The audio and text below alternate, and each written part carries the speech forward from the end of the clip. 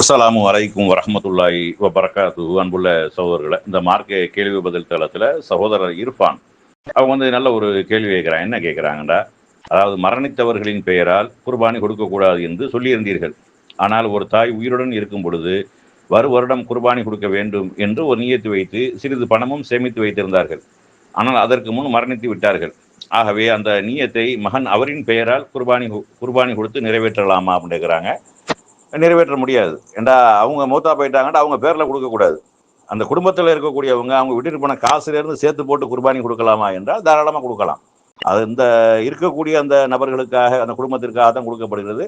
பொதுவாக இந்த காசை பொறுத்தளவுக்கு நன்மையான விஷயங்களை நாடி அவர்கள் வைத்திருப்பார்களே, ஆனால் அவர்கள் வைத்து விட்டு போன காசுல நம்ம நன்மையான காரியங்கள் செய்தோமையானால் அதனுடைய நன்மை கிடைக்குமே ஒழிய குர்பானியுடைய நன்மை கிடைக்காது. ஏன்னா அது போய் சேராத. இறந்தவர்களுக்கு என்ன போய் சேருங்கிறத மார்க் நமக்கு தெளிவுபடுத்தி இருக்கிறது.